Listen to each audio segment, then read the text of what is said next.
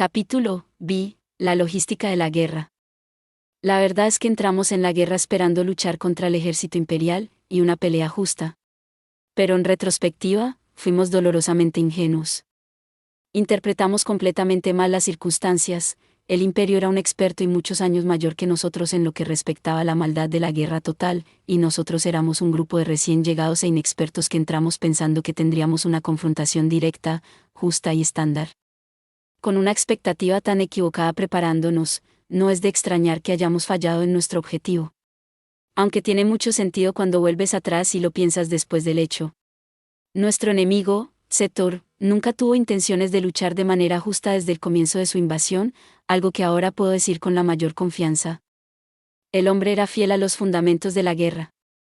Especialmente cuando se trataba de utilizar las fortalezas de su propio ejército para explotar las debilidades del ejército contrario 138.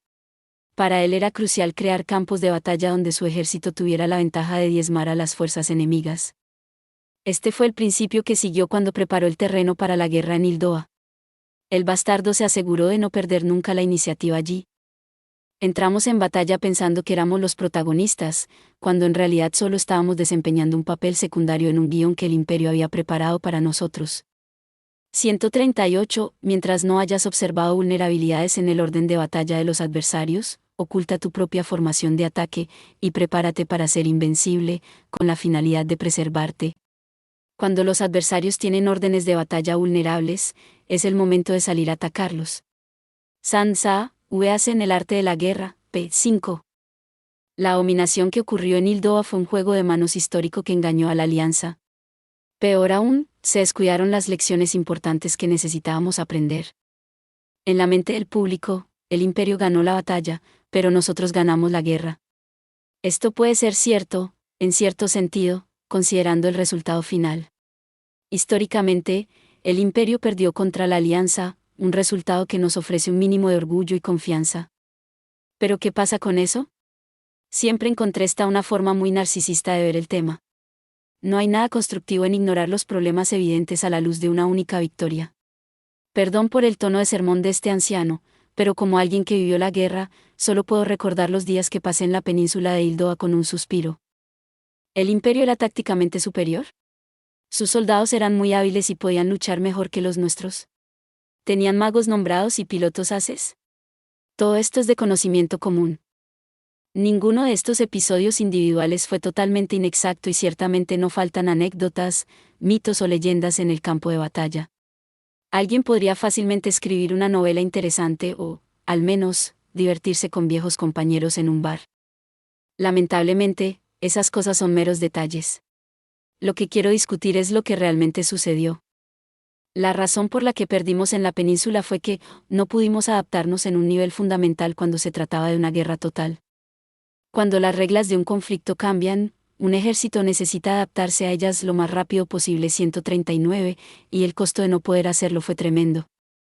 139. Las especies que sobreviven no son las más fuertes, ni las más rápidas, ni las más inteligentes, sino aquellas que se adaptan mejor al cambio. En la lucha por la supervivencia, los más aptos ganan a expensas de sus rivales porque consiguen adaptarse mejor a su entorno. Anónimo. Erróneamente atribuida a Charles Darwin en algunos casos. Aunque hay muchos otros factores que debo mencionar. Uno de los más importantes fue, por ejemplo, el hecho de que nuestro enemigo era un grupo de bastardos podridos. Tal vez soy demasiado anticuado, pero por eso, sobre todo, no podía soportar esa escoria. Si bien sería falso argumentar que no era un general entre 1.000.000, el uso de refugiados por parte de ese bastardo de Setor para cargar nuestra logística fue tan moralmente repugnante como ingenioso. Fue más insidioso que un bombardeo táctico, y dado que pintó el ataque con un barniz de rectitud, lo llevó a cabo mientras el mundo entero miraba. Intentó poner de rodillas a nuestro ejército utilizando los estómagos de los refugiados de Hildoa. Este único ataque por sí solo fue más que suficiente para ganarse el apodo estafador por el que todo lo conocemos. Si bien serían sus tácticas, sobre todo su política, las que eventualmente acabarían con el imperio, la campaña de Hildoa dirigida por Setor era su propio monstruo. Había calculado cada giro de toda la campaña, de principio a fin. ¿Saben cómo asediaban los castillos en la época medieval? Cuando ni siquiera había bombas, y mucho menos magia, Los muros de piedra de un castillo eran tan impenetrables como un muro podía llegar a ser, y la mayor preocupación de un atacante entrante era cómo derribar el castillo.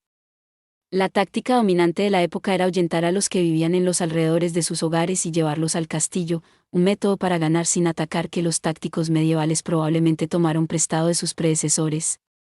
Para bien o para mal, la historia de la humanidad es una historia de guerra, y las tácticas empleadas por el imperio en Ildoa fueron un simple resurgimiento de métodos históricos probados y verdaderos. Se podría decir que, en este sentido, el imperio fue un sucesor destacado a la hora de mantener vivos a los clásicos 140, y parece que el general Sector, en particular, era un hombre muy leído. 140. La tradición clásica occidental es la recepción de la antigüedad grecorromana clásica por parte de las culturas posteriores, especialmente el occidente posclásico, sin limitarse a ninguna época o civilización. Es algo que los estudiosos señalan a menudo ahora, pero las tácticas empleadas por el general Sector, comúnmente elogiadas como fantásticas y extrañas, fueron, en la mayoría de los casos, tácticas sólidas que se basaron en conocimientos del pasado. Un buen ejemplo de ello fue la operación Puerta Giratoria desde el frente del Rin. Si bien comúnmente se considera un uso dramático de la guerra de maniobras, fue principalmente la guerra de túneles la que hizo el trabajo pesado al causar el colapso de la línea defensiva. Otro ejemplo clásico más de guerra anticastillos de tiempos anteriores a que los explosivos fueran algo común. Incluso su estilo asombrosamente agresivo de guerra de maniobras en el frente oriental es otro ejemplo más, tomando la clásica teoría de la guerra de atraer, rodear y destruir a un enemigo en una batalla de campo y llevar el concepto hasta sus límites. 141. Las tácticas de decapitación, algo en lo que la gente suele verlo como un innovador, también tienen amplios precedentes en los numerosos asesinatos ocurridos a lo largo de la historia. No faltan ejemplos de ejércitos que sucumbieron al caos después de perder a oficiales al mando clave. Si hay algo que debe reconocerse acerca de la implementación de estas tácticas por parte del general Sector, es que las adaptó a la guerra moderna de una manera increíblemente refinada. Lo mismo podría decirse también del imperio en su conjunto. Bastardos, todos ellos, pero tenían una increíble habilidad para la guerra. Eran como una manada de bestias feroces que podían pensar. Concreto. Se reserva el calificativo clásicas a las producciones culturales que alcanzan un rango de perfección o elevación, incluso a veces en el sentido de sublime, aunque con más propiedad define la armonía característicamente equilibrada. 141. La batalla de Canas, o Cannae, tuvo lugar el 2 de agosto del año 216 entre el ejército púnico, comandado por Aníbal Barca, y las tropas romanas, dirigidas por los cónsules Cayo Terencio Varrón y Lucio Emilio Paulo, en el marco de la Segunda Guerra Púnica. Desarrollada en la ciudad de Canas, en Apulia, al sudeste de Italia, la batalla terminó con la victoria del ejército cartaginés, a pesar de la acusada inferioridad numérica de estos. En el momento álgido de la batalla, las tropas cartaginesas del centro de la formación se retiraron ante el avance de los romanos y, al avanzar estos, se encontraron sin darse cuenta dentro de un largo arco de enemigos que les rodeaban. Atacados desde todos los flancos y sin vía de escape, el ejército romano fue destruido. Se estima que entre 60.000 y 70.000 romanos murieron o fueron capturados en Canas, incluyendo al cónsul Lucio Emilio Paulo y a 80 senadores romanos. Imagen. Si a nosotros, los marines, se nos ordenara enfrentarnos al enemigo en combate directo, habríamos ganado. Si nuestra nación nos lo hubiera ordenado, lo habríamos cumplido. El problema era que no había ningún enemigo contra quien luchar cuando llegamos allí. ¿Por qué? Porque nuestro enemigo era ese hijo de puta de Sector. Nunca tuvo la intención de luchar contra nosotros desde el principio. Puedo decir con seguridad que el estafador nunca vio todo el teatro de Ildoa como algo más que su propia caja de juguetes. Era suyo para hacer lo que quisiera, un catalizador para acariciar el ego del imperio. Por eso jugaba allí a su antojo, poniendo al país patas arriba, solo para regresar al norte como si nunca hubiera sucedido. Nos dejó a nosotros, los adultos, limpiar el desastre que había dejado atrás. Nunca tuvo ningún interés en Ildoa. No era más que una forma de ganar tiempo y un lugar al que obligarnos. Hay buenas razones por las que este punto de vista también es válido. No busquen más, los registros sobre logística y suministro, ellos cuentan la historia. Lamentablemente para nosotros, el público a menudo considera que nuestro despliegue por sí solo es heroico y la cúspide de la guerra.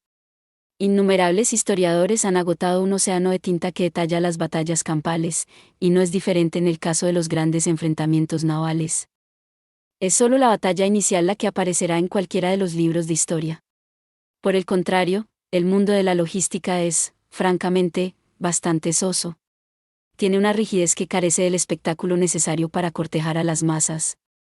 Por eso los libros de historia están llenos de batallas heroicas, que exploran hasta el más mínimo detalle, sin apenas hablar de las victorias de la línea de suministro. Pueden abordar el éxito de un ataque a la línea de suministro de un enemigo en el marco de una batalla más grande, o incluso discutir ejemplos en los que la falta de provisiones fue el factor determinante en el éxito de una determinada estrategia. Cualquier ejemplo de este tipo, sin embargo, es para lectores más informados. Son difíciles de entender. Las masas menos informadas tienden a encontrar mucho más gloriosa la antigua historia de un pequeño grupo de soldados que superan las probabilidades a través de la valentía y el ingenio para arrebatar la victoria de las fauces de la derrota. Esto no quiere decir que los comandantes capaces de lograr tal hazaña no merezcan sus elogios. Sin embargo, es muy irresponsable que una nación espere esto de sus comandantes como norma. El escenario del héroe implica que sus actores carecen del apoyo que deberían haber tenido en primer lugar. Si vamos a elogiar a quienes han ido mucho más allá de su deber, también debemos reprender a una nación que descuida el cumplimiento del suyo. Lo que se necesita no son solo algunas palabras floridas de elogio, sino también capacitación y equipo adecuados. Llevar incluso un solo vaso de agua a las líneas del frente significa que alguien en algún lugar de la retaguardia debe llevarlo allí. Esto es con lo que estamos tratando aquí. En tiempos de paz, acceder a un vaso de agua es tan sencillo como abrir un grifo. Sin embargo, tus opciones se vuelven mucho más limitadas durante una guerra, donde necesitas llevar esa agua desde su fuente al campo de batalla, tratar el agua que se encuentra en el campo o descuidar por completo las necesidades de tus soldados. Los ejércitos son grupos masivos de personas, y la gente tiene hambre y sed. Esperar que los soldados mueran luchando cuando ya están muriendo de hambre y deshidratación sería el colmo de la insensibilidad. Para evitar que esto suceda, el ejército necesita funcionar como una organización. La cantidad de comida, agua y balas que un solo héroe puede llevar consigo a la guerra es insignificante, razón por la cual el trabajo en equipo es esencial para la victoria. Y por eso deberíamos acabar con nuestro hábito de centrarnos únicamente en la gloria de la vanguardia que carga con valentía la batalla. La colosal cantidad de personas que se necesitan para apoyar la guerra desde el frente es algo que nunca debe olvidarse. Es lo que proporciona a las personas las cosas que necesitan, cuando las necesitan y donde las necesitan, algo que en tiempos de paz se da por sentado. Esto es algo realmente grandioso, las personas y el sistema que lo hacen posible, y es una lección que los Estados Unificados aprendió muy bien cuando respondió a un llamado humanitario histórico de proporciones épicas en la península de Hildoa. 20 de diciembre, año unificado de 1927, oficina del Estado Mayor en la capital imperial. El cuartel general de Hildoa dejó claro que recibirían a los refugiados del norte. El general Sector pudo finalmente liberar la tensión en sus hombros tras confirmar que Hildoa evitó el pánico masivo, gracias al apoyo sistemático de Estados Unificados y el resto de la alianza. Me alegro de haber depositado mi fe en su sentido de la razón. Aunque Sector nunca se consideró un apostador, había ganado esta apuesta en particular. Y fue la apuesta de su vida. Una que enfrentaba las vidas de los ciudadanos hildoanos como moneda de cambio prohibida contra la racionalidad y la humanidad de sus enemigos. Y había apostado correctamente. Otro acto malvado y detestable que siempre estará asociado con el nombre Sector. Parece que este será mi único legado, uno de maldad. Sector eligió este camino por sí mismo y sabía lo que hacía al hacerlo. Aunque podía engañar a quienes lo rodeaban, no ganaba nada engañándose a sí mismo al respecto. Lo que lo hizo extraño. A pesar de haberse convencido de que estaba preparado para interpretar al villano, había una parte de él que se sentía reivindicada por el resultado. ¿Qué? Sentimental. Su alma se sintió en paz. Se sentía como si estuviera exento de sentirse culpable. Con un suspiro, cogió un paquete de cigarrillos para llenar sus pulmones con el tabaco que tanto necesitaba, cuando se le ocurrió una extraña idea. Justo como había murmurado para sí mismo momentos antes, haber sido salvado de su culpa se sentía tan sentimental. ¿Pero qué se salvó exactamente? ¿Fue su propia conciencia? ¿O fueron los intereses estratégicos del imperio? Con un gruñido nasal, Sector se rió de sí mismo. Ya no soy mi propio ser. El Estado soy yo 142. Sería más fácil si realmente pensara tan bien de sí mismo, pero sabía que nunca sería nada más que un humilde soldado de carrera. Dicho esto, había una buena posibilidad de que actualmente se estuviera transformando en el cabecilla de un golpe militar, pero todavía era un individuo patético que estaba mirando la puesta de sol. Sector no pudo convertirse en Sol 143. Él era muy consciente de esto, más de lo que deseaba. Lo máximo que podía esperar era que el mundo lo confundiera con él. Esta fue la única razón por la que estaba en la posición en la que se encontraba y por la que realizó los males que hizo. Sector había enviado grandes masas de refugiados de Hildo al sur. Su táctica, que puso a la población de la nación en su contra de la misma manera que los asedios obligaron a los castillos a capitular en el pasado, fue tan directa como cobarde y malvada. Fue idea de Sector, y Sector fue quien lo ordenó. En otras palabras, todo fue obra de Sector, no del imperio. 142 El Estado soy yo, traducción de la expresión francesa el État, c'est moi, es una frase apócrifa que Luis XIV de Francia habría pronunciado el 13 de abril de 1655 ante el Parlamento de París, a los 16 años de edad. La expresión identifica al rey con el Estado, en el contexto de la monarquía absoluta. 143 Luis XIV, apodado el Grande o el Rey Sol, fue rey de Francia desde 1643 hasta su muerte en 1715. Su reinado, de 72 años y 110 días, es el más longevo de la historia universal cuya fecha puede ser verificable. La elección del sol como emblema significaba para sus contemporáneos la identificación del rey con el astro que da la vida y simboliza el orden y la regularidad, imagen. Solo puedo preguntarme si todavía tengo el escrúpulo de fingir genuinamente que alguna vez me preocupé por el bienestar de los refugiados. Se rió entre dientes. Como era un soldado que había cruzado la línea, esta era la única actitud que podía tener al respecto. Pero pensar que mi variación de tácticas de oleadas humanas tomaría forma de una manera tan atroz y apuntaría a los estómagos del enemigo. ¿Soy tan malvado? Dios realmente debe despreciarme. 144. Sector era el delincuente. El honor y la gloria de ser un soldado imperial se habían disipado. Sabía que lo harían, ese era el único resultado lógico, ya que la inevitable derrota del imperio se avecinaba claramente en el horizonte. Los cimientos mismos de su nación eran inestables. ¿Podré terminar mi paso por esta cuerda floja? Los temores que me devoran ya son una carga enorme por sí solos. No sirve de nada asumir más preocupaciones. Una bocanada de humo salió de la mueca de la boca de Sector, llevando consigo su sentimiento. Siempre quise ser una buena persona. Incluso pensó que lo era, o, al menos, alguna vez lo pensó. Pero estos son los tiempos en los que vivimos. Un arma colgaba de su cintura. Todo lo que tenía que hacer era morder su cañón y con un simple apretón del gatillo. Estoy seguro de que facilitaría las cosas. No más preocupaciones por el deber. Entonces Sector sacudió la cabeza para disipar el pensamiento. Estaba más sorprendido por su propia debilidad que por el pensamiento. 144. Hay 6 cosas que el Señor aborrece y 7 que le son detestables: los ojos que se enaltecen, la lengua que miente, las manos que derraman sangre inocente, el corazón que trama planes perversos, los pies que corren a hacer lo malo, el testigo falso que propaga mentiras y el que siembra discordia entre hermanos. Proverbios 6, 16-19.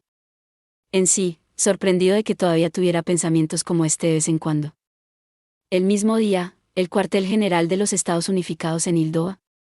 En la península de Hildoa, donde el conflicto entre el imperio y la alianza continuaba, era necesaria ayuda externa para reponer la constante disminución de suministros, pólvora y vidas. La guerra fue verdaderamente avariciosa en este sentido. Las armas necesitaban un mantenimiento constante y las municiones, naturalmente, solo podían usarse una vez. Antes que nada, los soldados eran seres humanos vivos y que respiraban. No es que las tropas unificadas estacionadas en Hildoa bajo el mando de Trage pudieran desafiar las leyes de la naturaleza. Eso hizo necesario que solicitaran que los suministros se enviaran desde casa. Los hombres y mujeres que luchaban en la guerra necesitaban armas y municiones, además de otros recursos esenciales como alimentos y agua.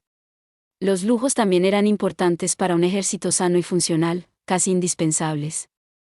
Estos soldados, que no anhelaban nada más que una simple carta de su país, estaban arriesgando sus vidas en el campo de batalla. ¿Era demasiado pedir algo de diversión, ya sea en forma de comida o entretenimiento? Se hizo mucho para mantener el ánimo en alto a pesar de sus peligrosas circunstancias. En este sentido, los Estados Unificados hizo bien con sus soldados, aprendiendo meticulosamente de los errores del pasado para garantizar que aquellos estacionados en el extranjero recibieran un buen trato. Todo es perfecto. Incluso podemos llevar helado y bisteca a nuestras tropas al frente.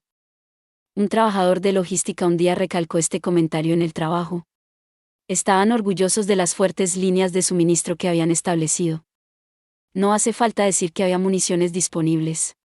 La nación tenía una enorme reserva para su bien establecido programa mundial de préstamo y arrendamiento, que le permitió mantener a sus soldados bien alimentados y armados en un grado que superaba los sueños más descabellados del imperio. Es más, su red de distribución era perfecta. Con muchos barcos para el transporte, cada uno de ellos custodiado por embarcaciones de escolta, y una fuerza aérea en expansión, tenía los mares y los cielos del mundo cubiertos y suficiente combustible fácilmente transportable para mantenerlo en su totalidad. Era un estándar de distribución nunca antes visto.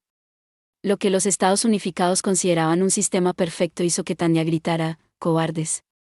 Mientras que el imperio todavía transportaba la mayoría de sus suministros a caballo, e incluso tenía que recurrir a que sus magos usaran remolcadores para remolcar sus tanques a través de los ríos, la red de transporte de los Estados Unificados estaba completamente motorizada. La nación tenía tal excedente que además podía mantener completamente abastecidos a los demás miembros de la alianza. Era la imagen de la excelencia. Hay pocos métodos tan probados y verdaderos como una logística sólida para llevar a un país a una victoria infalible, razón por la cual los Estados Unificados hizo un uso heroico de sus recursos aparentemente ilimitados para asegurarse de que las líneas del frente tuvieran todo lo necesario para ganar. Si bien la línea del frente fue reforzada con las mejores personas y equipos para el trabajo, el destino tenía un plan diferente para el país. Cuando los Estados Unificados llegaron a la península, sufrieron su propio bautismo en la guerra total, y fue el temido general Sector quien malvada e implacablemente derramó el agua bendita sobre la frente del indefenso recién nacido ejército unificado. ¿Eran incompetentes los generales y funcionarios unificados? No, ni mucho menos. Tanto Hildoa como los Estados Unificados habían estudiado al estafador Sector con todo detalle.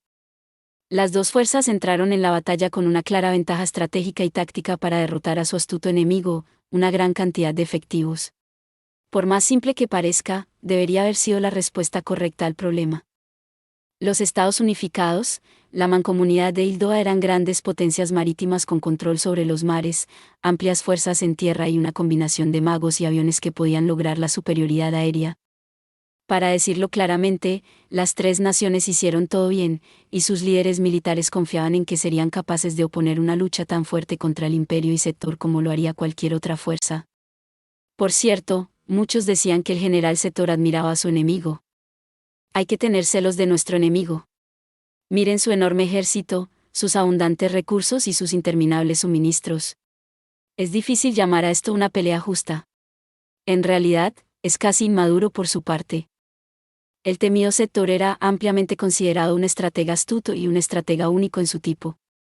Los funcionarios unificados detrás de la creación de un complejo militar industrial impecable deberían estar orgullosos del hecho de haberlo preocupado. Iban a destruir al enemigo con sus recursos superiores. Un enfoque simple y eficaz en el que los Estados Unificados podría tener fe. Un ejército perdedor que se lamentaba de perder por falta de recursos nunca debería haber ido a la guerra en primer lugar. En última instancia, esto sería lo que llevó a Sector a pasar a la historia como el general derrotado en el que se convirtió. Sin embargo, ya era sabido que el temido Sector pasaría a la historia como una cosa más, un estafador. Esta reputación suya se ha consolidado no solo en el frente oriental, sino también en el oeste. Cuando los Estados Unificados hubieran preparado sus fuerzas en Hildoa para una contraofensiva épica contra el ejército imperial, la bomba puesta a sus pies por el experto en guerra total explotaría. Una explosión que haría que los burócratas unificados prácticamente se desmayaran ante los informes más recientes. La realidad fue nauseabunda para los planificadores que supervisaban la logística, quienes se lamentaban del desesperado estado de su marina mercante. ¿Qué podría haber llevado a esto? Podrían entender la causa. Todo se debió a un aumento inesperado de la demanda, por dos razones. Primero, la falta de recursos críticos del ejército hildoano. Y segundo, el impacto geográfico de la guerra total en Hildoa. Si los Estados Unificados hubiera tenido que afrontar solo uno de estos problemas, probablemente habría podido afrontar el desafío sin problemas. Sin embargo, el hecho de que ambos culminaran juntos en el peor momento posible generó un gran dilema. La invasión relámpago de Hildoa por parte del general Setor condujo a la ocupación de la zona industrial pesada del país al norte por el ejército imperial, lo que pasaría a ser descrito como uno de los acontecimientos más catastróficos de la guerra. Habiendo perdido su base industrial, su arsenal e incluso sus suministros, Hildoa no estaba en condiciones de remilitarizarse por sí sola, y el apoyo externo, que en este caso recayó en los Estados Unificados, era vital. Por supuesto, los Estados Unificados tenían una contingencia para resolver esto. Simplemente enviarían todas las armas, equipos y municiones que el país necesitara. Si la juventud hildoana hubiera estado dispuesta a luchar contra el imperio para que la juventud de los Estados Unificados no tuviera que hacerlo, entonces enviarles lo que necesitaban habría sido una decisión fácil para los políticos unificados. Desde una perspectiva a largo plazo, el tío Sam estaba más que dispuesto a ayudar a mantener al ejército hildoano luchando en el frente. Aunque también era cierto que esto planteaba un problema a corto plazo. Si necesitaban mantener armados a docenas de soldados movilizados, entonces significaba que los Estados Unificados tendría que reducir la asignación de recursos para su propio ejército. También estaba la pesadilla de tener que enviar todo lo que su aliado necesitaba. Un responsable de las disposiciones de los Estados Unificados a quien se le ordenó hacer esto posible comentaría acertadamente: ¿creen que estas armas crecen en los árboles? Si bien la nación tenía un enorme excedente de armas y balas, estos todavía eran finitos. Incluso para la enorme base manufacturera de la que se jactaban los Estados Unificados, no era una tarea fácil armar a los ejércitos de la Mancomunidad, la República Libre e incluso la Federación, manteniendo al mismo tiempo bien equipado su propio ejército en rápida expansión. Además de tener que hacer esto, se esperaba que enviara suministros para las fuerzas hildoanas de más de una docena de divisiones. Conseguir las armas sería una tarea ardua en sí misma, pero cruzar el mar lo antes posible fue una verdadera pesadilla. Cualquiera se lamentaría de las órdenes. Vamos a tener que reducir lo que estamos enviando a la Mancomunidad y a la Federación, y reducir el ritmo de expansión de nuestro propio ejército. Fue con mal humor colectivo que quienes supervisaban la logística tomaron una decisión tan grave, porque sabían que tenían mucho trabajo por delante. Si bien fue difícil para quienes tuvieron que hacer los recortes, fue mucho más difícil para quienes recibieron esos suministros. Cuando la Federación, la Mancomunidad y la República Libre supieron que se estaba reduciendo su asignación, los funcionarios de cada nación trabajaron fervientemente para asegurar su propia parte. La fuerte desconfianza mutua entre los tres supuestos aliados se intensificó al entrar en este nuevo dilema del prisionero 145. Más tarde se descubriría que detrás de la cortina, cuando la súplica, las exigencias, el llanto y los incesantes intentos de entretener a los embajadores no eran suficientes, los diplomáticos extranjeros incluso recurrían al soborno y la extorsión. La cantidad de acuerdos clandestinos y tácticas clandestinas que se llevarían a cabo fue absolutamente detestable. Esto debería haber sido más que suficiente para deshacer el vínculo deficiente que tenían las naciones en su alianza. Aunque antes de que la separación definitiva entre los campos de pensamiento se arraigara en el este y el oeste, se había abierto una clara brecha entre los dos lados. Si no fuera por la existencia de un enemigo mutuo abierto y obvio, este cambio en la asignación de la oferta crearía hostilidad más que suficiente para desencadenar un nuevo conflicto. Como tal, los Estados Unificados tomó una decisión con la que todas las partes interesadas pudieron ponerse de acuerdo a regañadientes. Si bien fue una decisión noble para la nación priorizar a la nación en crisis, Hildoa, gran parte del esfuerzo que se hizo para lanzar su iniciativa fracasó. A pesar de los mejores esfuerzos de los Estados Unificados, el ejército hildoano simplemente carecía de una red de distribución que pudiera manejar adecuadamente la cantidad de suministros que necesitaban. Hasta que se pudieran establecer nuevas líneas de suministro internas, el ejército hildoano dependía totalmente de los Estados Unificados para obtener hasta la última bala y hasta el último bocado. E incluso entonces, la cuestión del suministro de armas a 145. El dilema del prisionero es un problema fundamental de la teoría de juegos que muestra que dos personas pueden no cooperar incluso si ello va en contra del interés de ambas. Fue desarrollado originariamente por Merrill M. Fladd y Melvin Dressier mientras trabajaban en Rand en 1950. Albert W. Tucker formalizó el juego con la frase sobre las recompensas penitenciarias y le dio el nombre el dilema del prisionero. Hildoa era una de las cuestiones más fáciles que enfrentarían los Estados Unificados como nación.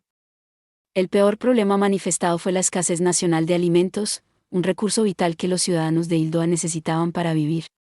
Este fue un completo punto ciego para los funcionarios unificados y un gran dolor de cabeza. Eso no quiere decir que no tuvieran consideración por la escasez de alimentos. Tenían planes para proporcionar alimentos a los refugiados en los lugares que pudieran ocupar, y eran más que capaces de llevar alimentos a esos lugares en lugar de tener que adquirirlos en su destino. Los funcionarios de logística unificada incluso tenían una estructura establecida en caso de que invadieran el imperio y tuvieran que mantener a su gente bajo gobierno militar. Lo mismo ocurrió con los territorios de la República de François. Podrían establecer un gobierno temporal allí mientras esperaban que la República Libre o sus burócratas tomaran el poder. Por lo tanto, los funcionarios de logística consideraron la posibilidad de una demanda civil imprevista. Lo que no podían predecir, sin embargo, era cuánto grano necesitarían entregar a los civiles cuando llegaran a su nación aliada. Cualquier predicción que habían hecho antes de la guerra era solo para apoyo y equipo militar. Así, su decisión inicial de priorizar a Hildoa fue más un eslogan que una política firme. Si bien sabían que tendrían que reducir el apoyo a sus otros aliados al entrar en la guerra, era solo una cuestión de cuánto, no de una vez. El equipo de logística pensó que podrían apoyar principalmente a Hildoa y al mismo tiempo mantener el resto de su red de suministro. Este error de cálculo se disiparía en cualquier momento al recibir noticias de los embajadores hildoanos de la posibilidad de que el país pudiera necesitar una gran cantidad de trigo, una solicitud que haría dudar a cualquiera.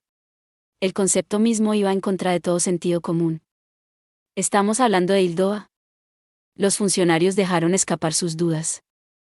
Es un exportador agrícola. ¿Cómo es posible que una nación que produce tanto se quede sin alimentos? Era exactamente lo que los funcionarios del gobierno se exclamaban entre sí mientras entraban en pánico. La nación de Hildoa era tradicionalmente conocida como una potencia agrícola. El país tenía una cultura culinaria rica y mundialmente famosa que se extendía de norte a sur. Por muy rica que fuera esta cultura, no estaba exenta de idiosincrasias propias. El clima de Hildoa era diferente en sus partes norte y sur, lo que permitía a la nación cosechar una amplia variedad de cultivos. Específicamente, el norte producía la mayoría de los cereales básicos del país, mientras que los únicos cereales cultivados en el sur eran puramente para el autoconsumo, siendo los cultivos arbóreos el principal producto comercial. Sus productos agrícolas incluían una amplia variedad de productos, como aceitunas, uvas y cítricos, además de vinos y otros derivados procesados. También incluía la leche y la carne de ovejas y cabras. Hildoa tenía una gran cantidad de productos por los que era bien conocida, y había pocas naciones en todo el mundo que igualaran la escala de las exportaciones agrícolas de la nación. Si hubo alguna dificultad con la base agrícola de la nación, fue que la gran mayoría de sus productos comerciales eran difíciles de utilizar como alimento básico. Si fuera un momento de paz, esto no sería un problema. La nación disfrutaba de una ventaja comparativa que habría enorgullecido a Ricardo 146. Pero esto era una guerra total. Dado que todas las importaciones cesaron debido a la guerra, la nación estaba recibiendo una afluencia de refugiados de norte a sur. Los hoteles que estaban vacíos debido a la guerra pronto se vieron repletos de refugiados. No es que los sureños no intentaran ayudar a sus homólogos del norte en su momento de necesidad, pero ningún deseo de ayudar podría llenar el vacío creado por la escasez de recursos. La oferta había disminuido y la demanda había aumentado dramáticamente. Los precios comenzaron a subir más rápido incluso que los notorios magos imperiales, y aunque no fue culpa de nadie, el país llegó a su punto crítico cuando llegó el ejército unificado. Cuando la unidad multinacional de voluntarios, compuesta principalmente por tropas unificadas e hildoanas, se desplegó para defender Hildoa, las autoridades hildoanas naturalmente proporcionaron al ejército sus reservas de alimentos y al mismo tiempo intentaron reponer dichas reservas con alimentos del mercado. Al mismo tiempo, por la fuerza de la costumbre, los estados unificados intentaron establecer sus propias reservas locales, utilizando moneda extranjera para comprar lo que pudieron, y contribuyeron directamente al aumento astronómico de los precios de los alimentos en el sur de Hildoa. Cuando los funcionarios se dieron cuenta de la situación, los precios ya estaban subiendo fuera del control de cualquiera.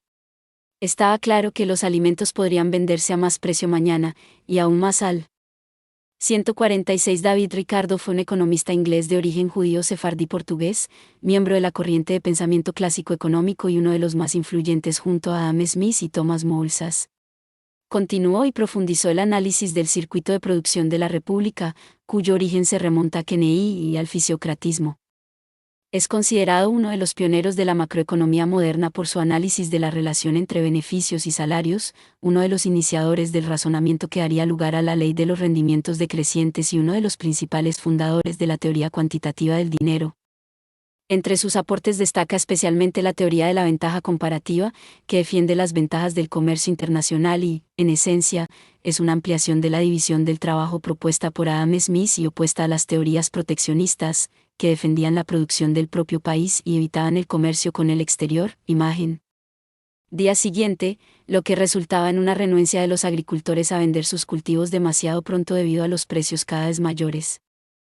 Independientemente de los precios, simplemente no había suficiente comida para alimentar a la nación debido a que las reservas en el norte, que estaban preparadas para tiempos como estos, cayeron en manos imperiales.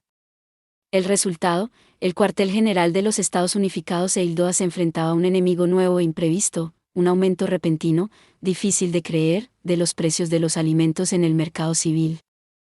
Además de esto, no ayudó que los ciudadanos tanto de los Estados Unificados como de Hildoa disfrutaran de un nivel de vida próspero durante mucho tiempo después de la Gran Guerra. En cualquier caso, uno de los principales impactos que tuvo la guerra total en la nación fue una escasez de alimentos sin precedentes.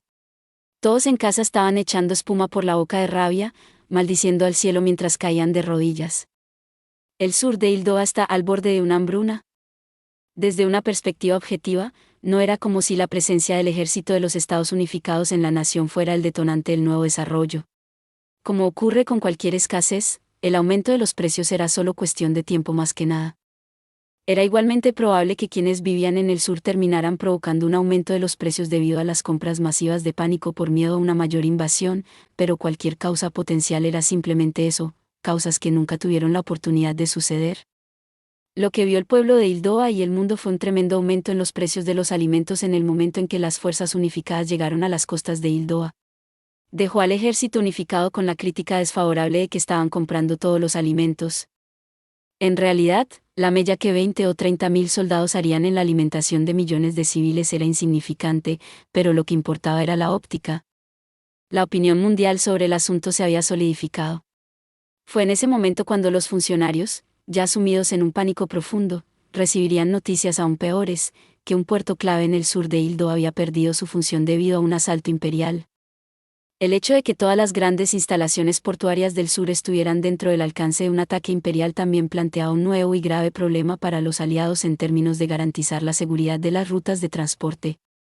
Aunque todo esto podría haberse solucionado si los aliados hubieran podido expulsar al ejército imperial del norte. Pero eso es un gran sí.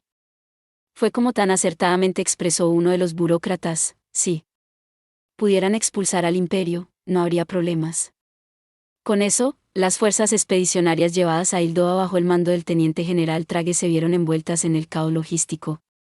Su plan inicial, dado que las fuerzas terrestres que habían sido desplegadas urgentemente en las afueras de la capital de Hildoa ya habían sido derrotadas por el imperio, era fortificar las posiciones en el sur lo más rápido posible antes de dirigirse al norte para atacar las posesiones enemigas y ayudar a estabilizar las líneas de Hildoa, pero este plan rápidamente se vino abajo. Todo iba bien cuando llegó a su posición en una ciudad del sur de Hildoa y estableció su cuartel general, pero su agenda daría un vuelco cuando recibió la noticia de que un grupo de trabajo imperial estaba atacando un puerto militar al sur, lo que lo obligó a desplegar de inmediato refuerzos de magos para ayudar a proteger los barcos de suministro. Con sus fuerzas agotadas después y sin comida para alimentarlas, Trage sabía que no estaba en condiciones de montar una contraofensiva. El teniente general estaba en su oficina, ocupándose de las consecuencias administrativas del ataque, cuando su subordinado llegó con un nuevo informe. Señor, hemos recibido un mensaje de máxima prioridad desde casa. Por favor, lea esto. ¿Qué es esta insignia? Detrás de una montaña de papeleo, el teniente general Trage expresó su confusión. Yo tampoco he visto nunca esto. ¿Qué dice aquí? Formulario integrado 1. Con la reorganización del Departamento de Guerra como Departamento de Defensa, la Marina y el Ejército ahora están bajo el mismo mando 147. Escuché que iban a reformatear todos nuestros documentos. Hizo un gesto con la mano y despidió a su subordinado, suspirando profundamente mientras leía el documento. Así que la gente en casa es rápida cuando se trata de preparar mierda como esta para enviarla con la máxima prioridad. Cuando las provisiones no llegaban a su destino, los problemas mundanos le llegaban con suma rapidez. El teniente general Trague leyó el informe con pesar en los ojos. El documento que su contable fue tan amable de entregarle detallaba en los términos más directos los problemas de suministro que estaban ocurriendo en Hildoa. Podríamos ganar en una batalla total, pero nos está llevando demasiado tiempo llegar al campo de batalla. 147 El Departamento de Guerra de los Estados Unidos fue el Departamento Ejecutivo Federal responsable de la operación y el mantenimiento del Ejército de los Estados Unidos, integrando el poder ejecutivo de ese país. También fue responsable de los asuntos navales hasta el establecimiento del Departamento de la Armada en 1798, y de la mayor parte de la Fuerza Aérea hasta la creación del Departamento de la Fuerza Aérea el 18 de septiembre de 1947. El Departamento de Guerra existió desde el 7 de agosto de 17.891 hasta el 18 de septiembre de 1947, cuando se dividió en el Departamento del Ejército y el Departamento de la Fuerza Aérea y se unió al Departamento de la Armada como parte del nuevo Establecimiento Militar Nacional, conjunto. Rebautizado como Departamento de Defensa de los Estados Unidos en 1949. Tenían la potencia de fuego. Tenían cañones y proyectiles. Equipos de observación y camiones para desplazarlos. Todo el combustible que pudieran pedir. Si daba la orden, sus valientes soldados se dirigirían al norte sin lugar a dudas. Si seguía la doctrina naval, había pocas razones para que mantuviera sus fuerzas en el sur, pero trasladarse al norte ahora significaba que los hildoanos morirían de hambre. Vinimos aquí para luchar contra el ejército imperial. ¿Qué demonios es esto? Trague dejó escapar un gran suspiro. El problema del transporte marítimo es demasiado grave. Si tan solo no tuviéramos que distribuirles la comida a los hildoanos. El hombre mordió el cigarro que tenía en la boca y miró el mapa estratégico que había dejado sobre su escritorio. Actualmente, el ejército imperial tiene 13 divisiones y 3 divisiones Panzer. El equipo de estas unidades, por lo que él sabía, todavía estaba en buenas condiciones. Por el contrario, la alianza estaba en malas condiciones. Si bien Hildoa contaba con 30 divisiones, además de las divisiones de infantería de los Estados Unificados y un solo escuadrón naval, con la excepción de las unidades de la Guardia Real, estas en su mayoría estaban desarmadas. Podríamos armarlas, pero no tenían barcos suficientes para llevar las armas que necesitaban a Hildoa. Si bien los barcos se construían lo más rápido posible en casa, no era posible traer todo lo que necesitaban en este momento. El Nuevo Mundo y el Viejo Mundo estaban separados por una gran cantidad de espacio. El solo hecho de llevar esta cantidad de soldados junto con las inmensas provisiones para mantenerlos abastecidos a través del gran mar que los dividía fue una hazaña en sí misma. Si nuestros barcos no estuvieran siendo utilizados para transportar trigo, podría enviar 20 de nuestras propias divisiones junto con un par de hildoanas al norte y ejecutar nuestro plan B para rodear y destruir las principales fuerzas imperiales. Los Estados Unificados tenían dos opciones: llevar trigo a Hildoa o llevar sus fuerzas al norte. El buen soldado no tenía elección, por muy guerrero que fuera. Si enviamos a nuestros soldados al norte, la hambruna de los del sur recaerá sobre nosotros. ¿Valía la pena una victoria militar por la vida de los civiles? Era un dilema militar que una nación democrática nunca querría afrontar. La gente de nuestro país no nos dejaría hacer eso. Y ciertamente no podemos dejar que muera gente inocente. Dejó su cigarro en el cenicero y firmó los papeles antes de mirar un nuevo conjunto de documentos que describían de manera similar las limitaciones debidas a deficiencias. Tenían los barcos. Estos barcos transportaban lo que la nación necesitaba. Solo mira este desastre. Verse obligado a realizar la laboriosa tarea de cuidar del sur de Hildoa hizo que los Estados Unificados se retorciera de dolor y dejó a Trague riéndose irónicamente para sí mismo. Tenía una idea de lo que iba a ser el imperio a continuación. A juzgar por la situación actual, en el momento en el que tomemos la capital hildoana y cualquier ciudad importante del norte, nuestras líneas de suministro se verán obligadas a soportar una carga aún mayor. La capital y algunas de las ciudades del norte eran donde vivía la mayor parte de la población. Cuando los Estados Unificados entraron en el conflicto, su principal preocupación había sido la guerra urbana, pero ahora parecía cada vez más que avanzar hacia el norte grabaría más sus líneas de suministro que su propio ejército. Año unificado de 1927, el nido de amor desde el que se compartirá el amor con todos durante esta temporada de amor. Una cita era una salida. Loria sabía que él y solo él era apto para tener una cita con su preciosa hada, y que aquellos que intentaran interferir con su amor no merecían nada más que la muerte por sus propias manos. Esto era un hecho y, sin embargo, estaba en conflicto. porque había poco que pudiera hacer contra ese desgraciado sector. Con esto en mente, el enemigo jurado de Loria, una pequeña mierda a la que había que matar, una mancha que había que limpiar de la historia misma, lo había perjudicado a él y al mundo una vez más. En Hildoa, esta vez. Saber que el imperdonable y absolutamente detestable sector apreciaba mucho a la preciosa hada por la que Loria tenía sentimientos tan puros, lo llenó de una rabia abrasadora que estalló desde lo más profundo de su alma. Si se tratara de cualquier otro enemigo, simplemente matarlo sería suficiente para terminar con todo esto, pero lidiar con un mal perverso que buscaba interferir tan abiertamente con su camino hacia el amor convirtió esto en una guerra. Era totalmente en nombre del amor y la pureza que el hombre se elevaba con rabia y pasión.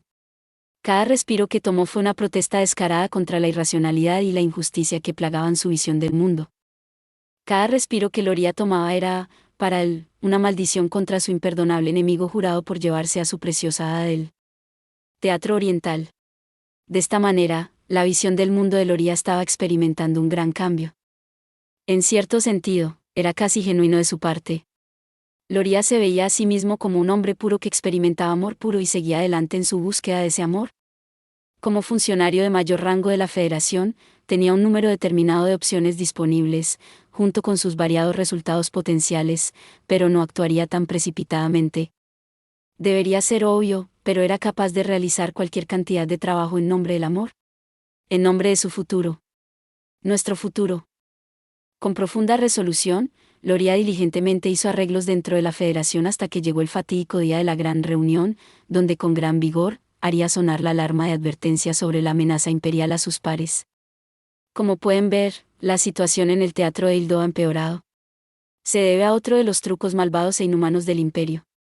El sucio bastardo de Sector, podrido hasta la médula, con toda su impulsividad, ha eliminado toda lógica y moral y está tratando de engañar al mundo entero para... Camarada Loria. Si bien aprecio que haya convocado la reunión de hoy, no veo el sentido de esta declaración. Oh, claro, secretario general. Mis más sinceras disculpas. Parece que lo absolutamente absurdo del asunto que nos ocupa me ha vuelto un poco demasiado entusiasta. Loria negó con la cabeza y se tomó un momento para corregir su respiración. Era primordial que mantuviera la compostura para afrontar el mundo injusto al que estaba sometido. Incluso si la habitación que compartía con el secretario del partido para esta reunión secreta era escalofriantemente fría, todavía necesitaba hacer un esfuerzo tremendo para calmar sus propios nervios. Permítame aclararme. El imperio está usando a Hildoa como escenario para un truco. Con un fuerte golpe, Loria señaló un montón de documentos que sostenía en la otra mano mientras hablaba. Estos documentos explican detalladamente el astuto pero muy lógico plan para involucrar a los Estados Unificados en Hildoa. Aunque sea una mancha despreciable, nuestro enemigo ha ideado un gran plan. Todo estaba tan claro como el día. Los compañeros de Loria no necesitaban ser tan astutos para entender, pero, aún así, de alguna manera se les pasó por alto, lo que lo obligó a contarles a aquellos que no sabían del amor lo que vio. Sí. Sí. Ahora cálmese, no hay necesidad de enojarse por eso. Si bien a primera vista parece que el imperio inicialmente cavó su propia tumba al arrastrar a los Estados Unificados a esta guerra, no estuvo exento de méritos inesperados para el imperio, por muy breves que sean.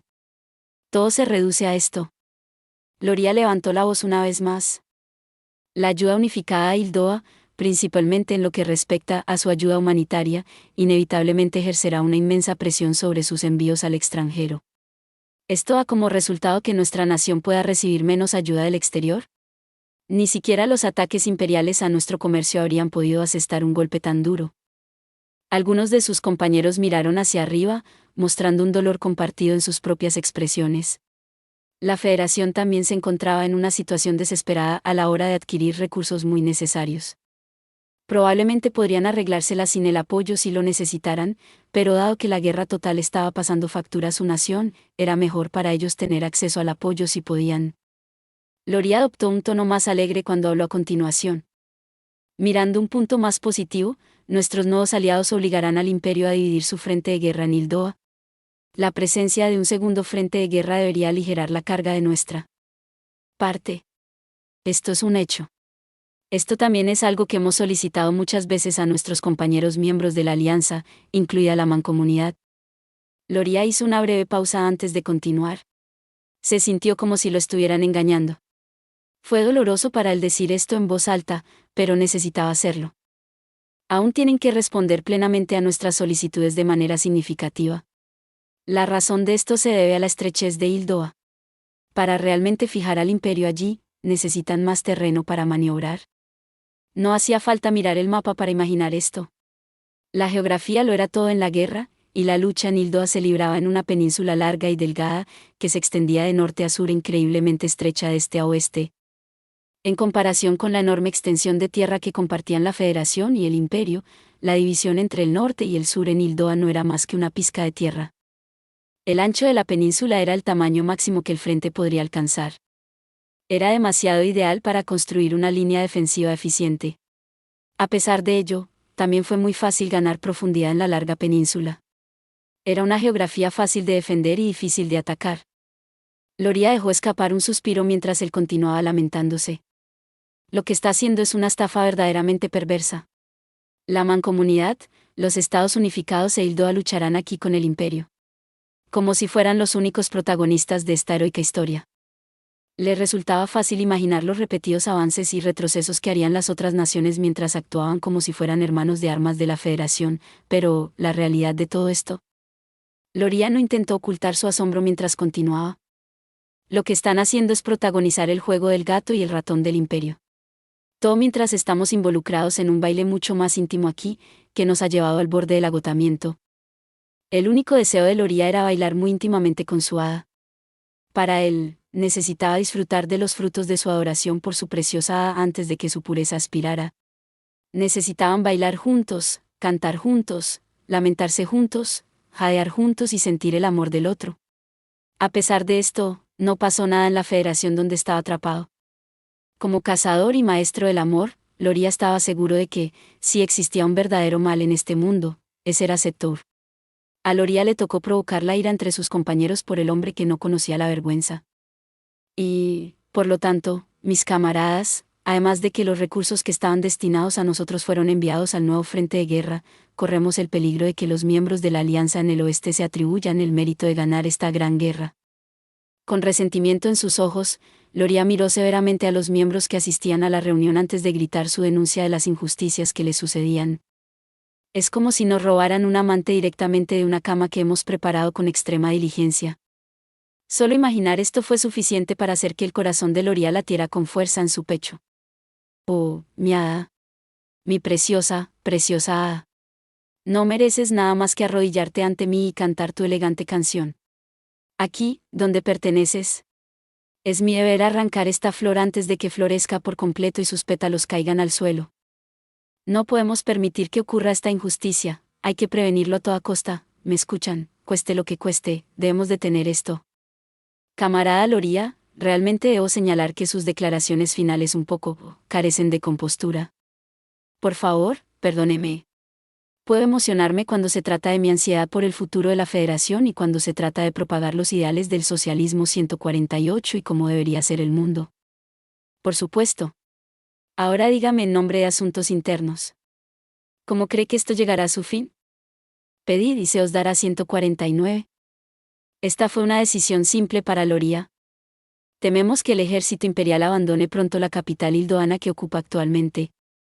Esto es, suponiendo que los Estados Unificados la recupere con éxito, ¿no? Eso es correcto, secretario general. Mientras nosotros libramos la verdadera lucha aquí y avanzamos lentamente a lo largo de nuestro frente, las fuerzas unificadas, que recién han entrado en la guerra, reclamarán lo que las masas ignorantes interpretarán como una victoria dramática. Esto plantea un problema considerable en términos de propaganda. El amor era omnipotente. Precisamente por eso siempre ganó. Por eso Loria, que vivía solo por amor, pudo ver a través del vulgar acto que Setor estaba montando con Hildoa como escenario. Ese bastardo podrido, Setor, es un estafador de primera clase. Esto es bien sabido por todos nosotros. Secretario General.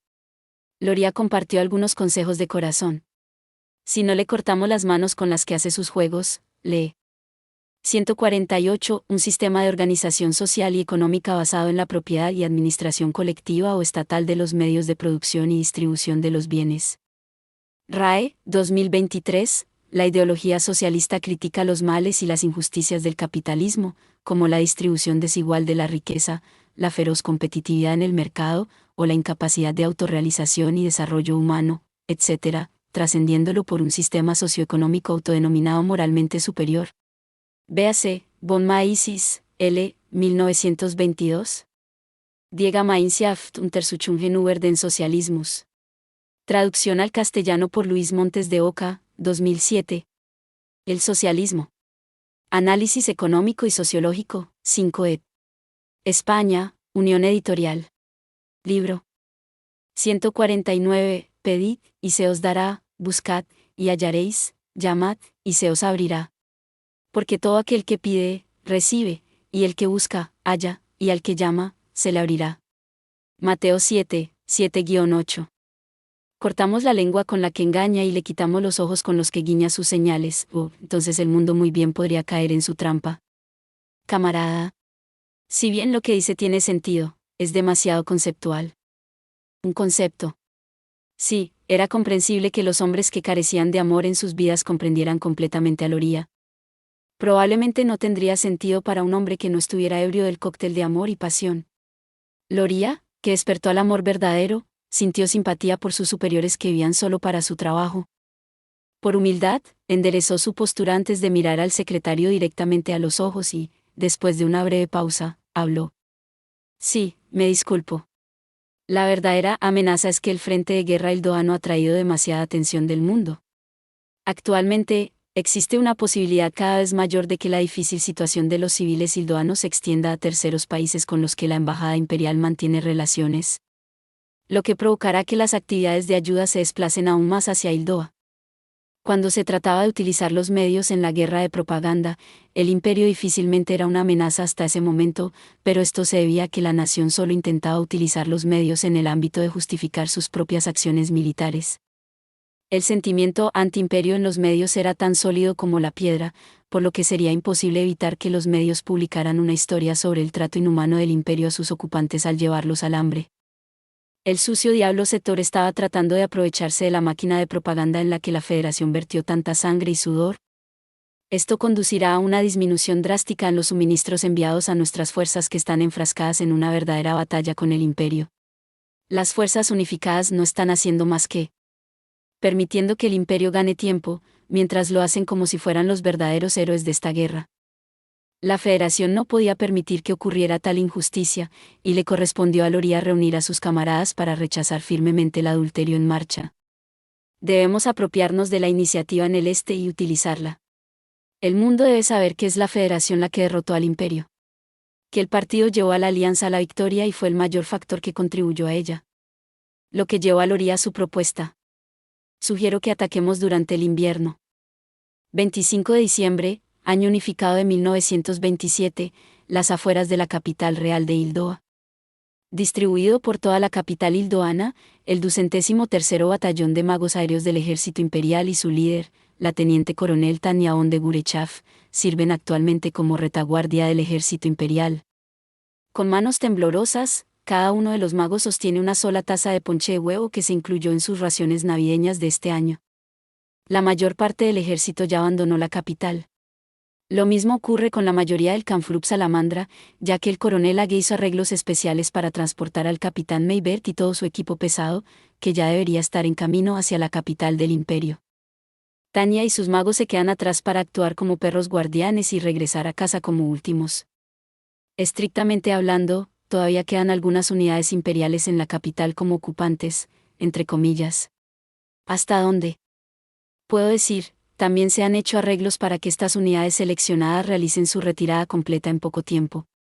Todos se dirigirán al norte en el momento en que se den las órdenes, y las órdenes de Tania son protegerlos mientras están en movimiento.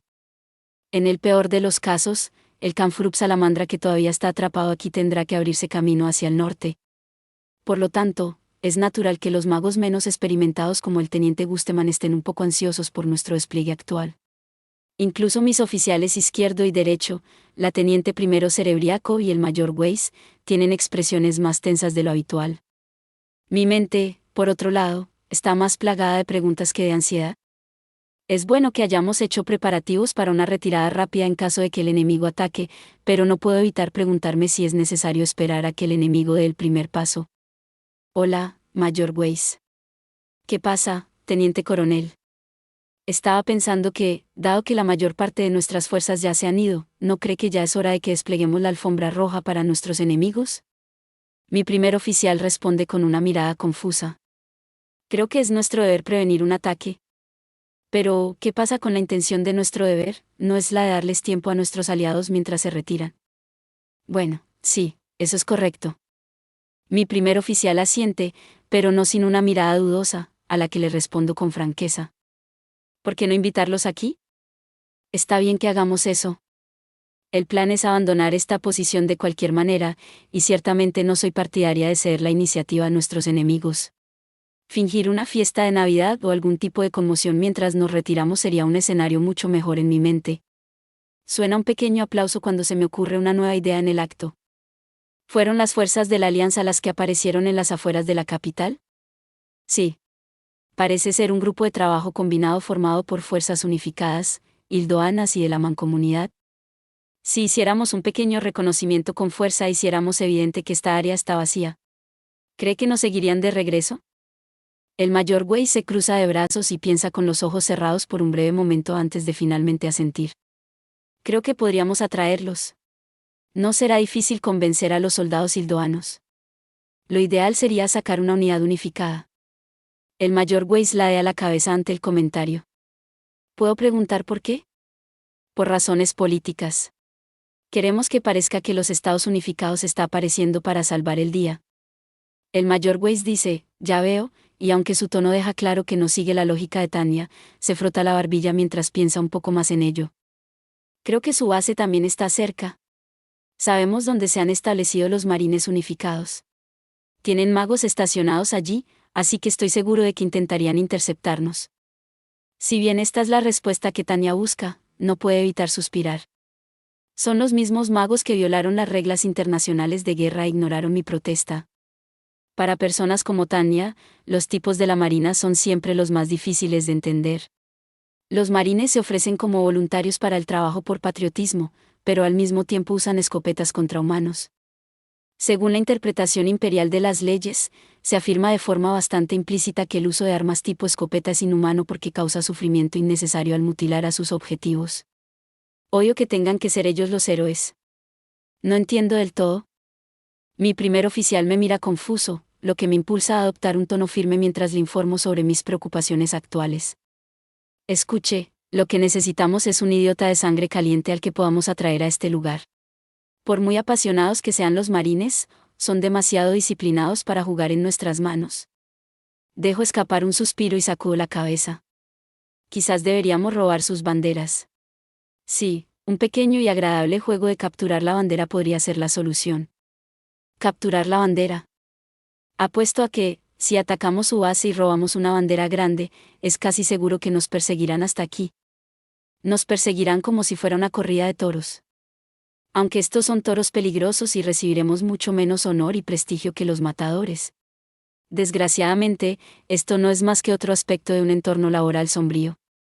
Me trago el último suspiro y me armo de nervios mientras tomo la decisión. Alerten a las tropas restantes en la capital, vamos a traer al enemigo.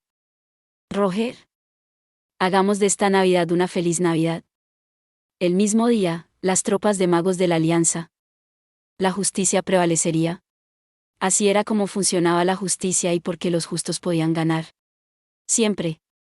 Así era como tenía que ser el mundo. No por lógica o razón. Así era como debían ser las cosas, y la teniente primero Merisue sabía lo que ella, una persona justa, debía hacer. ¿Nuestros aliados están bajo ataque? Mary fue la primera en levantarse al escuchar la terrible noticia. Como maga de la unidad de voluntarios multinacional y como maga que luchó bajo la mancomunidad, ¿se sentía en deuda con los marines unificados? Fueron sus magos quienes vinieron a luchar junto a los voluntarios multinacionales unos días antes mientras defendían el puerto. Eran aliados confiables que lograron que los magos imperiales enviaran una protesta formal una vez terminada la batalla. Mary no podía quedarse de brazos cruzados si estaban en problemas. Movida por un impulso, corrió directamente hacia el centro de mando. Coronel Drake, por favor, envíeme. Teniente primero Sue. El comandante de Sue parecía estupefacto. Claramente molesto por el movimiento, miró a Mary antes de dejar escapar un suspiro. Teniente primero, el único informe que hemos recibido es que hubo contacto con el enemigo. No han enviado ninguna solicitud de refuerzos. Debemos permanecer aquí mientras nuestros amigos son atacados. Mary replicó con la expresión más seria, a lo que el coronel Drake respondió perezosamente con el cigarrillo en la boca. Somos las fuerzas de reserva, teniente primero. Entonces las reservas están aquí para ver perecer a nuestros aliados. Tiene que escuchar lo que estoy diciendo, teniente primero. Somos las fuerzas de reserva estratégica de la Alianza estacionadas aquí en Hildoa. Una gran bocanada de humo salió de la boca de Drake mientras hablaba. ¿Sabe lo que eso significa? Que no podemos simplemente levantarnos e irnos cuando nos apetezca. Aprendió la importancia de mantener reservas durante el entrenamiento, ¿no es cierto? Habló como si estuviera hablando con una niña. A pesar del mejor intento de Mary de mostrar su objeción con sus ojos, estaba claro que el coronel Drake no tenía intenciones de escuchar su súplica mientras fumaba ese cigarrillo suyo, algo que molestó a Mary por completo. Coronel, desde que lo ascendieron a su nuevo rango, se ha vuelto complaciente. ¿Qué está tratando de decir, teniente primero? ¿Realmente le importa tanto su rango, tanto que puede sentarse y ver morir a sus amigos? El coronel Drake frunció el ceño ante el ataque verbal gritado por Mary y empujó su cigarrillo en el cenicero antes de levantarse lentamente de su silla. Teniente primero, ¿entiende lo que está diciendo ahora? Le pregunto si no tiene vergüenza. No espero que entienda de política, pero ya es hora de que aprenda que el ejército no es un lugar para que pretenda ser una heroína. Si no puede sacar eso de su cabeza dura, entonces puede regresar a su país. Estoy en la unidad multinacional para reclamar un país al que regresar. Con un fuerte manotazo, el coronel Drake golpeó su escritorio y le gritó a Mary. Entonces necesita entender esto, y si no lo hace, entonces váyase. Me imagino que lo haré entonces.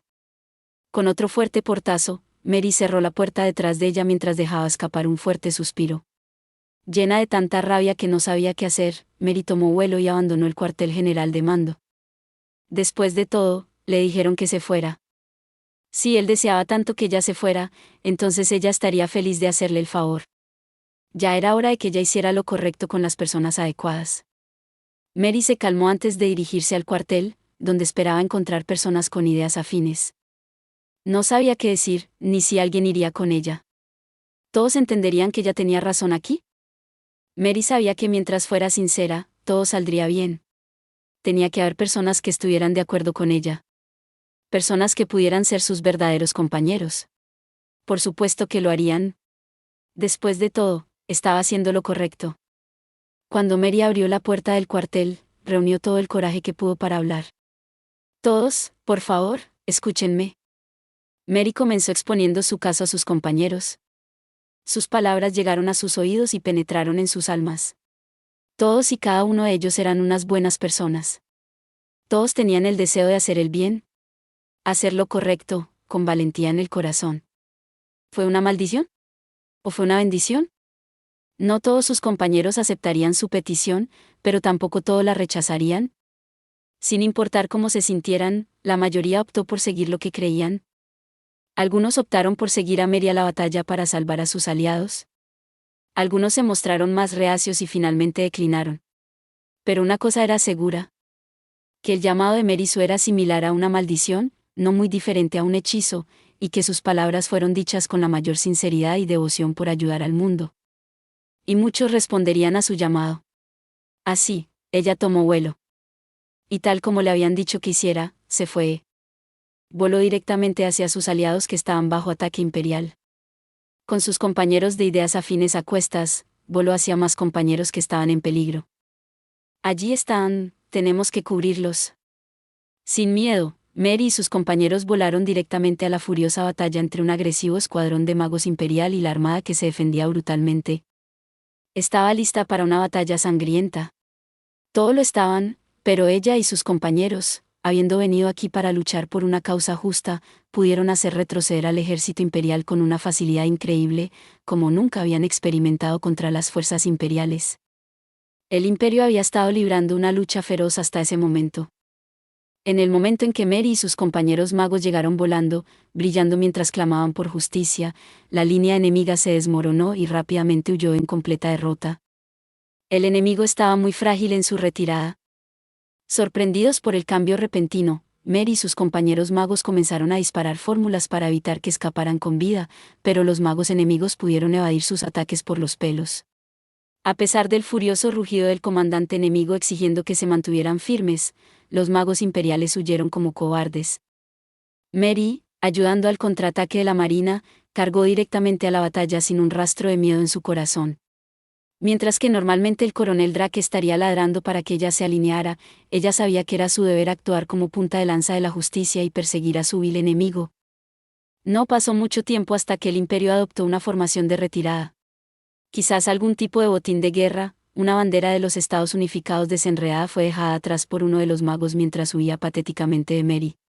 Los otros magos parecían preocupados por su seguridad, ya que hubo pedidos para que ella se retirara. Se sintió agradecida por su preocupación, pero sabía que esta era su oportunidad de derrotar a su enemigo jurado. Con sus firmes compañeros a cuestas, salvaría a Hildoa y al mundo de la amenaza imperial. Tener un objetivo claro en mente hizo que la lucha fuera mucho más fácil. Cuando normalmente había más de qué preocuparse, incluso angustia, al eliminar al coronel Drake del panorama, el mundo era mucho más simple. Mary cargó con todas sus fuerzas. A través de los claros y azules cielos hildoanos, persiguió a los malvados magos imperiales y les entregó el castigo que merecían. De vez en cuando, el ejército imperial se detenía para intentar contraatacar, pero la vista de Mary fue suficiente para hacerlos huir una vez más. No corran, cobardes villanos, recibirán justicia expedita. Con rabia en su corazón, soltó múltiples fórmulas de explosión. El mundo, contorsionado por la magia y el calor, manifestó una serie letal de explosiones. La visión de los magos imperiales sumidos en un pánico tan patético ante el fuego abrasador fue estimulante. ¿Persiguieron a su enemigo que huía? No había nada más que considerar. Tenía al enemigo justo donde lo quería. Al final, pareció que la comandante enemiga renunció a intentar que sus magos se mantuvieran firmes. Mary vio cómo su enemigo jurado, la desgraciada demonio del Rin, cayó en un pánico similar al de sus subordinados y huyó para salvar su vida. La aceleración desenfrenada con la que se alejó contaba la historia de un enemigo que huía aterrorizado. Mary y sus magos, por otro lado, ya estaban al límite. Intentar disparar a un enemigo desde el cielo le costó mucho más a un mago que huir para salvar la vida. Sin embargo, enterarse de que había logrado alejar al enemigo apagó la llama en el corazón de Mary. Pelear como la espada de la justicia se sentía bien. Mary aprovechó el momento y notó que debajo de ella estaba la ciudad. De hecho, había edificios y casas hasta donde alcanzaba la vista. Sacó un mapa y no había lugar a dudas. Esta es la capital. Esta era la ciudad que estaba siendo ocupada por el imperio. Ella había seguido a los magos enemigos hasta la ciudad y los había expulsado. Sin embargo, se suponía que esta ciudad estaba bajo ocupación imperial. Y, sin embargo, no había armas disparándole a ella ni a los otros magos. Mary, inmediatamente abrumada por la sospecha, llamó a quienes la habían seguido hasta allí. El grupo tomó un vuelo rápido por la ciudad para ver qué estaba pasando. Fue entonces cuando se dio cuenta de lo que estaba mirando. No hay nadie aquí. Los edificios que habían albergado a los soldados imperiales estaban todos vacíos. Atrás quedaron montones de documentos escritos en vehículos imperiales abandonados. No se encontró ni un solo miserable soldado imperial. Lo que comenzó como una sospecha furtiva rápidamente se convirtió en convicción después de unas cuantas vueltas más por la ciudad. Entonces, finalmente Mary se dio cuenta de lo que había logrado, su expresión se iluminó de inmediato. No se había dado cuenta de que habían hecho retroceder a todo el ejército imperial. Esos soldados astutos y malvados que siempre usaban sus cobardes trucos para ganar. Mary nunca antes había tenido el poder de defenderse. Había noches en las que lloraba hasta quedarse dormida por su impotencia para detener sus malas acciones. Liberamos la ciudad. La justicia siempre prevaleció.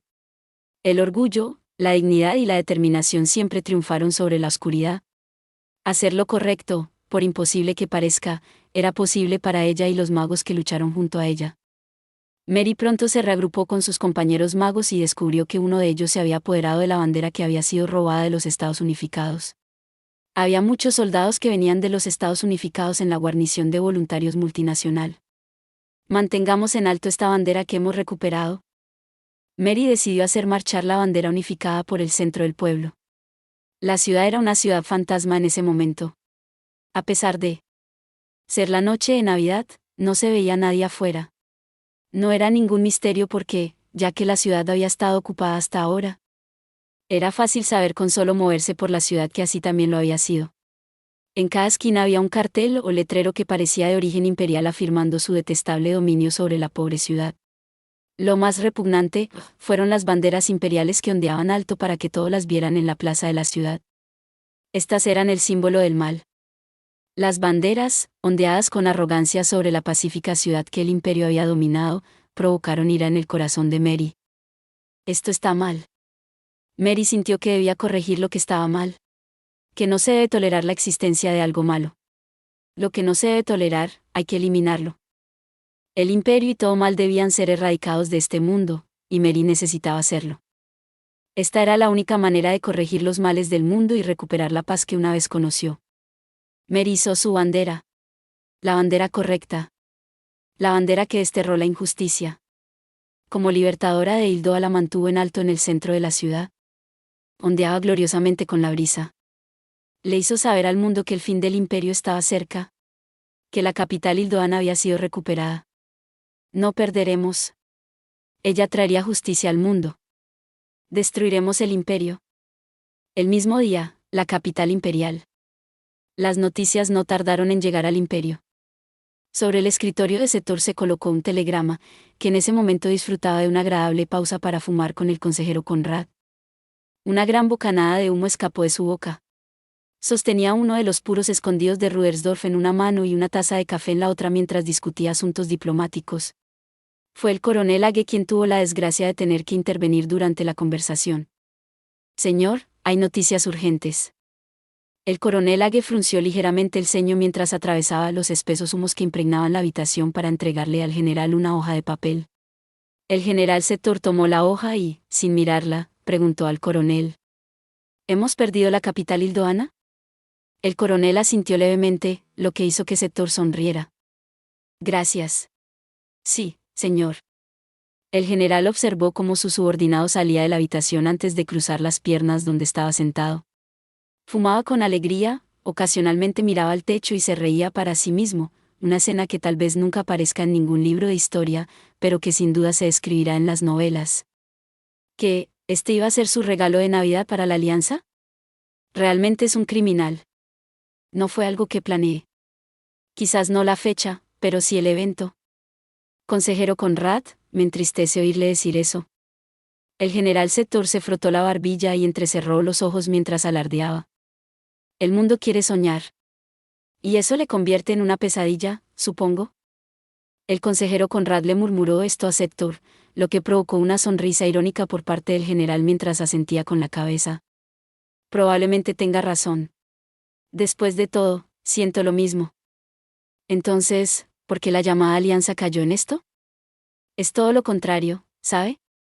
No los engañé, fueron ellos los que desearon ser engañados.